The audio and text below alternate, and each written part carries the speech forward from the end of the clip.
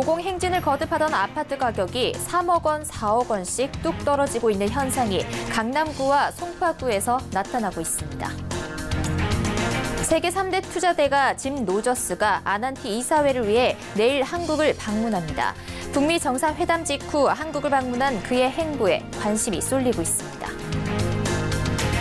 위암이나 폐암 등 특정 질병만 골라 보장하기 때문에 보험료가 저렴한 미니 보험이 인기입니다. 더불어민주당이 자본시장 활성화를 위해 증권거래세 폐지와 펀드 손익 통상과세를 추진하겠다고 밝혔습니다. 하지만 주무부처인 기획재정부는 뜨뜻미지근한 반응입니다. 전형적인 공무원의 복지 부동자세를 보여주고 있다는 비판이 나옵니다. 센 뉴스 플러스 잠시 후 뵙겠습니다.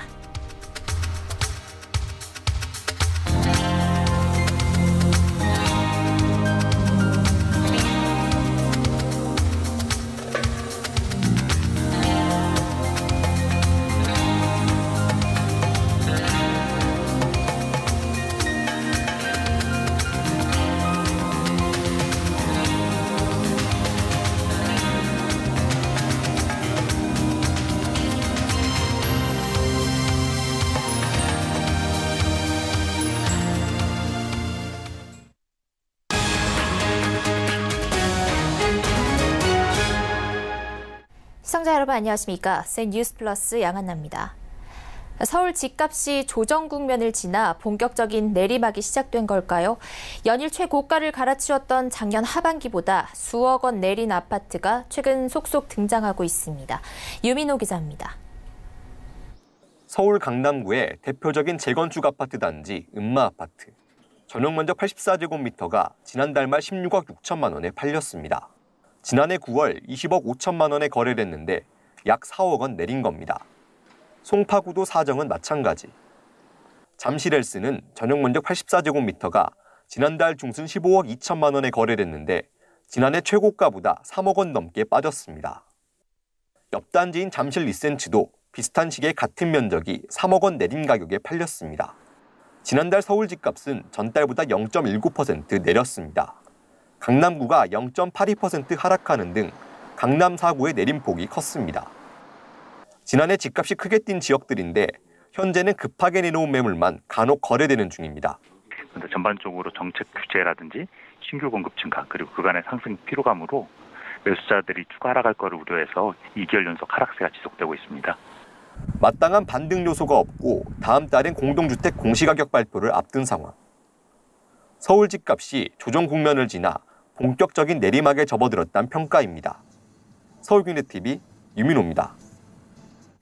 짐 로저스홀딩스 회장이 내일 오전 한국에 방문합니다. 로저스 회장은 6일부터 8일까지 한국에 머물 예정으로 알려졌습니다. 아난티 관계자는 짐 로저스 아난티 사회이사가 오는 7일 열리는 정기 이사회 참석을 위해 내일 방한하기로 했다고 밝혔습니다. 이어 이번에 열리는 이사회에서는 2018년도 재무제표 승인권 등 정기적인 안건을 다룰 예정이라고 전했습니다. 아난티는 국내 리조트 전문 기업으로 지난해 말 주주총회에서 세계적인 투자가 짐 로저스를 사회이사로 영입했습니다.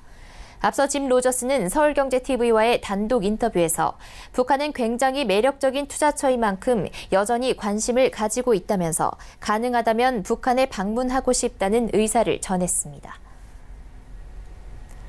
비싼 보험료를 견디지 못하고 가입자들이 해지해버리는 생명보험 상품은 연간 660만 건에 이른다고 합니다. 반면 실속형 보험 상품인 미니보험이 주목받고 있습니다. 이하라 기자입니다. 보장 핵심만 담아서 판매하는 미니보험. 기존에는 여러 특약을 더한 보험 상품이 주를 이뤘지만 최근에는 적은 보험료로 특정 질병을 보장해주는 형태로 보험 트렌드가 변화하고 있습니다. KB손해보험은 자신에게 필요할 것 같은 암질환만 골라 가입할 수 있는 암보장보험을 내놓았습니다. 위암보험은 1,000원, 폐암보험은 500원, 간암보험은 900원가량의 저렴한 월보험료로 보장받을 수 있습니다. 네, 최근에 건강검진 같은 거 많이 받으니 좀 더 본인한테 맞는 암보험을 가입할 수 있지 않겠느냐 해서 굳이나 이건 필요 없으면 빼고 좀 저렴하게 가입할 수 있는 그런 미니암 보험을 기획하게 됐습니다. DB손해보험도 지난해 말 비슷한 암보험 상품을 내놨습니다. 인터넷 전용 상품으로 판매 수수료를 없앴습니다. 삼성생명은 월 600원 수준으로 보험료를 확 낮춘 미니 암보험 상품을 내놨는데 출시 4개월 만에 1만 명의 가입자를 확보하는 등 반응이 뜨거웠습니다. 핀테크 업체들과 협업해 내놓은 상품도 있습니다. MG손해보험은 인슈어테크 업체 인바이유와 손잡고 20세에서 60세 사이라면 연령이나 성별에 관계없이 가입비가 월 1,200원가량으로 저렴한 가격에 운전자 보험을 선보였습니다.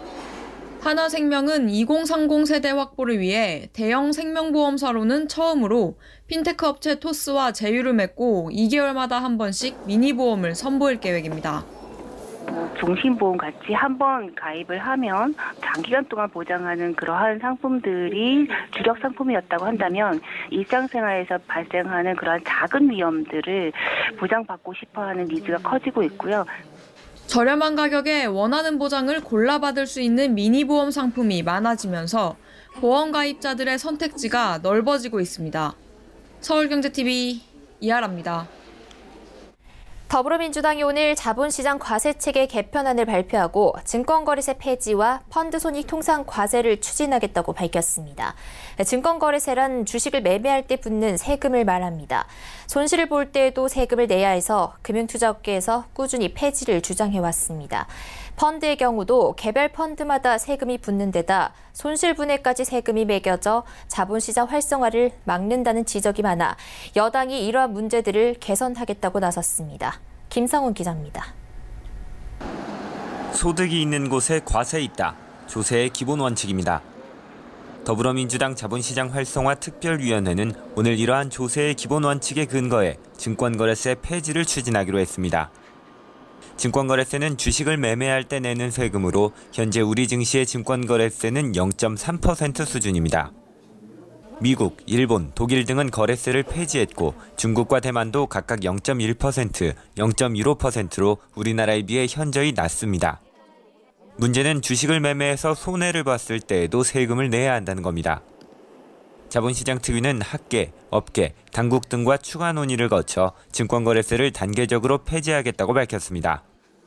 투자자가 보유하고 있는 여러 펀드들의 손익이 통산되지 않고 개별로 세금이 매겨져 실제 수익에 비해 과한 세금을 물거나 손실을 봤어도 세금을 무는 문제도 개선할 계획입니다. 자본시장 특위는 이를 위해 펀드를 비롯한 금융상품의 손익통산 허용과 함께 손실에 대해서는 2월 공제를 하는 방안을 입법화하기로 했습니다. 최운열 자본시장 특위위원장은 현행 과세체계는 일반 국민들이 이해하기도 어렵고 공평하지도 않게 설계돼 있다며 국내 자본시장의 발전을 위해 조세 중립성과 형평성, 국제적 정합성에 부합하는 자본시장 과세체계 개편이 반드시 필요하다고 강조했습니다. 자본시장 특위 측은 이번에 마련된 과세체계 개편 방안은 더불어민주당 내 가업상속 및 자본시장 과세체계 개선 TF에서 논의를 거친 후 당정 협의를 통해 입법화가 진행될 예정이라고 설명했습니다. 서울경제TV 김성훈입니다.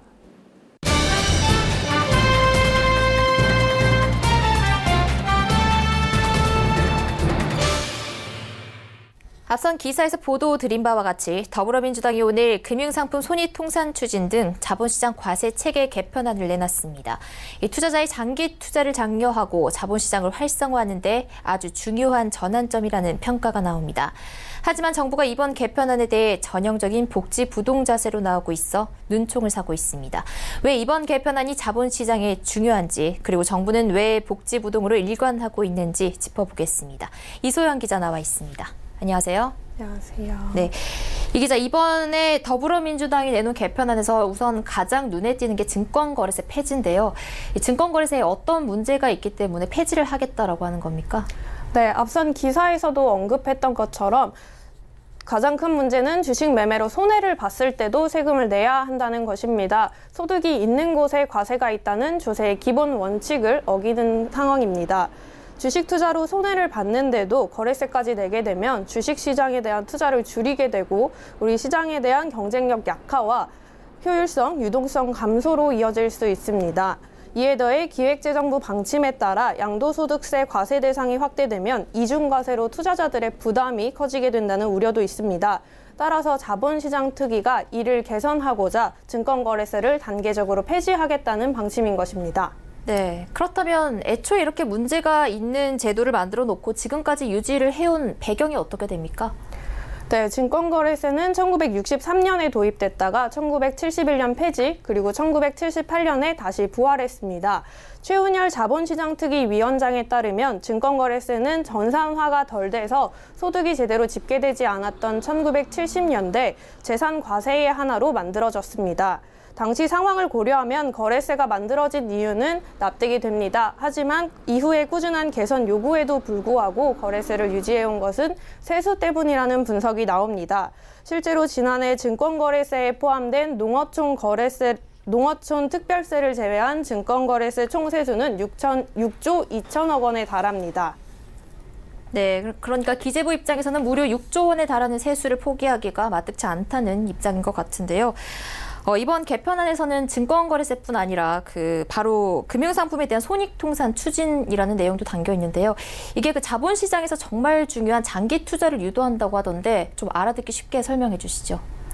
네, 예를 들어볼게요. 개똥이라는 사람이 A펀드에 투자를 했다가 1,000만 원 손해를 봤습니다. 하지만 B펀드에 투자해서 500만 원 투자 소득이 발생했다고 칩시다. 이때 개똥이 입장에서는 더하기 빼기를 해보면 펀드 투자로 500만 원 손해가 난 셈입니다. 상식적이라면 소득은커녕 손해를 봤기 때문에 세금을 내지 않아야 합니다. 그렇지만 현재는 손해를 봤어도 세금을 내야 합니다. 왜냐하면 손해난 펀드는 손해가 난 거고 펀드에서 이익이 났으면 세금을 가져가기 때문입니다. 개똥이는 소득이 발생한 500만 원에 대해 세금을 물어야 하는 것입니다. 최훈열 위원장이 이 부분에 대해서 잘못됐다고 강하게 질타하는 겁니다. 최 위원장의 말처럼 현행 과세 체계는 새로운 금융상품이 출시될 때마다 개별 과세 체계를 그때그때 덧붙이며 형성됐기 때문입니다. 한마디로 국민의 입장에서 매겨진 조세가 아니라 정부가 편리한 대로, 정부 입장에서 편한 대로 세금을 매긴 것입니다. 네, 말씀하신 대로라면 아주 부조리한 현상이 지금 나타나고 있다는 건데요. 자본시장 특위가 이걸 어떻게 고치겠다는 겁니까?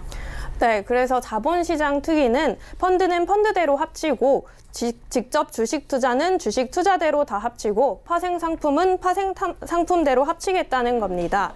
그래서 각 상품별로 성격이 같은 금융상품의 손익을 한꺼번에 계산해서 소득이 났을 때만 세금을 매기도록 하겠다는 겁니다. 이것 못지않게 더 중요한 변화가 있는데요. 손실이 나면 후년으로 손실을 2월 공제해 준다는 겁니다. 손실을 후년도로 2월 해주면 그 후년에 이익이 날 경우에도 전년도의 손실을 감안해서 장부상 이익이 줄어듭니다. 그러면 소득이 줄기 때문에 세금도 줄어듭니다. 예를 들어 갑순이라는 사람이 올해 직접 주식 투자를 하거나 펀드 투자한 것을 모아보니 1,000만 원의 손해가 났습니다. 그러면 내년에 1,000만 원의 소득이 나더라도 전년도에 1,000만 원 손해가 난 것을 빼서 최종적으로 소득은 0원이 되는 겁니다. 이렇게 되면 1,000만 원 소득이 발생해도 세금이 없는 것입니다. 갑순이는 내년으로 손해를 넘길 수 있기 때문에 계속해서 투자를 하고 싶은 마음이 더 생기게 돼서 자연스럽게 장기 투자를 유도하는 겁니다. 지금은 지난해 손해 난 거는 손해 난 거고 올해 소득이 생기면 세금을 뜯어가는 게 현실입니다. 이에 더해 자본시장 특위는 펀드 장기 투자 소득에 대해 누진과세를 폐지하고 낮은 세율의 단일세를 적용해 장기 투자를 장려하고 자본시장 활성화를 도모하겠다는 겁니다. 네. 최훈열 자본시장 특위위원장은 개편 의지를 강하게 보이고 있는데요. 그런 반면에 기획재정부는 그다지 적극적이지 않은 것 같습니다. 기획재정부 입장에서는 이 금융상품 손익통산 역시 그냥 포괄적인 논의 대상에 넣어놓자 이런 입장이라는 거죠. 네, 정부는 거래세도 폐지가 아닌 단계적 인하를 하겠다는 거고요. 여러 이유가 있겠지만 역시 세수 감소가 가장 큰 이유로 분석됩니다. 금융상품 통산 손익은 포괄적 논의 대상에 넣었지만 적극적인 분위기는 아닙니다. 금융투자협회 고위 관계자는 이에 대해 기획재정부가 세수체계 문제를 거론하며 의지를 보이지 않고 있다고 성토했습니다. 기재부 금융재세과는 오늘 민주당의 발표는 폐지에 무게를 실었지만 일부 의원들은 여전히 인하를 주장하고 있는 만큼 연구 용역과 TF팀을 구성해서 인하와 폐지 모두를 검토하는 논의를 하겠다고 밝혔습니다. 기재부의 논의 결과는 내년 중반기에 발표될 예정입니다. 이에 따라 입법은 내년 중반 이후에나 이뤄질 것으로 보입니다. 네, 더불어민주당이 내놓은 자본시장 과세체계 개편안에 대해 이소영 기자와 이야기 나눠봤습니다. 감사합니다. 감사합니다.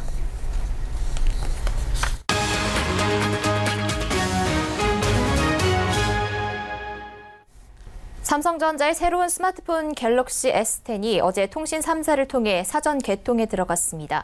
개통 첫날 전작 S9 대비 120%의 개통량을 기록하며 대박의 기대를 모았습니다. 하지만 글로벌 스마트폰 시장의 성장세가 꺾이고 있어 더 지켜봐야 한다는 의견이 나옵니다. 이보경 기자입니다. 사전 예약 개통 첫날인 어제 갤럭시 S10은 18만 대가 팔려나갔습니다. 전작인 S9의 첫날 개통량에 비해 120% 많은 수준입니다.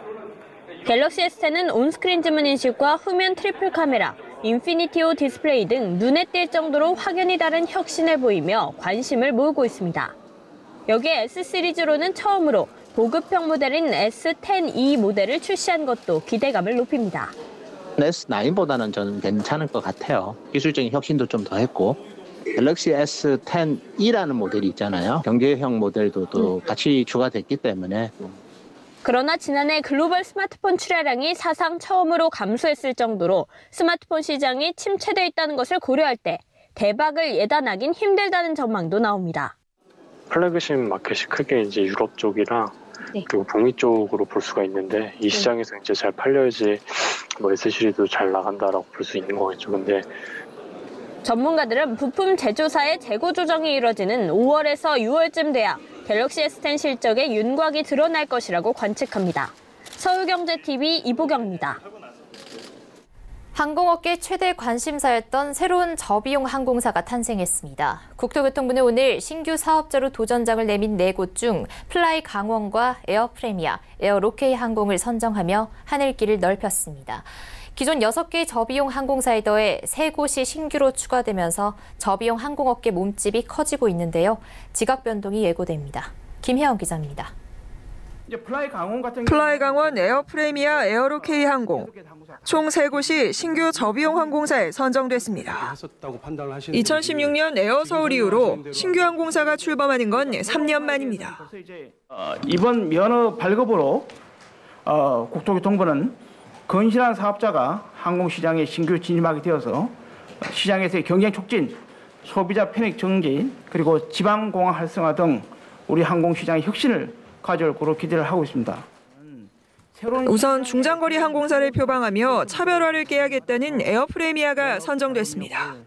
에어 프레미아는 국내 최초의 중장거리 전문 항공사로 내년 9월 취항이 목표입니다. 운항 첫 해에는 베트남 하노이, 호치민, 일본 오사카, 나리타 등에 지향할 예정이며 2021년부터 LA 등 미주 서부 노선에 운항을 할 예정입니다.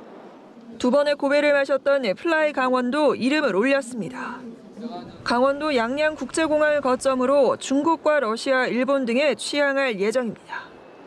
앞서 면허 심사의 탈락 이유였던 재무 위험성을 보완하기 위해 자본금 유치에 힘썼고 해외 관광사와 연계한 관광 상품을 개발해 수요를 확보하겠다는 계획입니다. 제수에 성공한 에어로케이는 청주공항을 기반으로 일본과 중국, 대만 등 동북아시아와 베트남에 취항합니다. 중부권과 세종시 거점 항공사라는 점을 통해 지역공항 활성화와 낮은 운임으로 지역민의 편의를 확대하겠다는 비전을 내놨습니다. 신규 사업자들이 이처럼 저비용 항공사에 뛰어들고 있는 이유는 가파른 성장세 때문입니다. 2006년 첫 저비용 항공사에 출범을 알렸던 제주항공과 진에어는 지난해 매출 1조 원 시대를 열었습니다. 저비용 항공사가 늘면서 소비자들의 권리 강화 등 긍정적인 측면도 있지만 공급 과잉에 따른 과열 경쟁 우려도 나옵니다. 상황이 이렇게 되자 기존 사업자들도 생존을 위한 움직임에 분주합니다. 기존 저비용 항공사들은 항공기 추가 도입과 노선 다변화 등을 통해 고삐를 바짝 쥐겠다는 계획이지만 무려 3곳의 새로운 저비용 항공사가 등장해 지각 변동이 예고됩니다. 서울경제TV 김혜영입니다. 작년 1인당 국민소득이 3만 달러를 돌파한 것으로 나타났습니다. 한국은행은 우리나라 1인당 국민총소득이 지난해 31,349달러로 전년보다 5.4% 늘었다고 밝혔습니다. 1인당 국민소득은 국민이 나라 안팎에서 벌어들인 총소득을 인구로 나눈 값으로 통상 3만 달러 돌파는 선진국 진입의 기준으로 여겨집니다. 인구 5천만 명 이상 규모를 가진 국가 중 1인당 국민소득이 3만 달러를 넘는 곳은 우리나라를 포함해 미국과 독일, 일본, 프랑스, 영국, 이탈리아까지 7개 나라뿐입니다. 한편 지난해 우리나라 실질 국내 총생산 성장률은 2.7%로 2년 연속 3%대 성장을 달성하지 못했습니다. 특히 물가 상승률을 반영한 명목 성장률은 3% 늘어나는 데 그쳐 외환위기였던 1998년 이후 20년 만에 최저치를 기록했습니다. 이는 생산량이 늘어도 가게나 기업이 번 돈은 과거만큼 늘지 않았다는 의미여서 경기 주체가 성장을 체감하기 힘들었을 것이란 분석이 나옵니다. 기아 자동차가 소울 부스터 전기차 판매에 돌입했습니다. 소울 부스터 전기차는 한 번 충전으로 최대 386km를 달릴 수 있어 기아차가 내놓은 전기차 중 최장 주행거리를 자랑합니다. 이를 위해 64kW의 고용량 고전압 배터리를 넣었습니다. 실내를 살펴보면 내비게이션을 통해 출발 시각과 목표 충전량, 저렴한 요금 시간대 등을 고려한 예약 충전 설정 기능 등을 갖췄습니다. 소울 부스터 전기차의 판매 가격은 4,630만 원에서 4,830만 원입니다. 사전 계약을 시작한 1월 14일부터 현재까지 총 3,600여 대가 계약됐으며 기아차는 전국에서 소울 부스터 EV 모델의 주행 성능을 체험해 볼 수 있는 시승 프로그램도 운영합니다.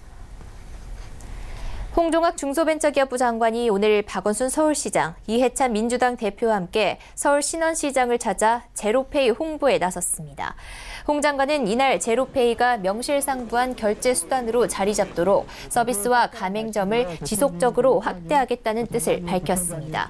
중기부와 서울시는 현재 직접 결제 금액을 수기로 입력한 뒤 결제되던 방식에서 QR코드 또는 바코드만 보여주면 가맹점 스캐너가 바로 인식할 수 있도록 하는 시스템을 개발 중입니다.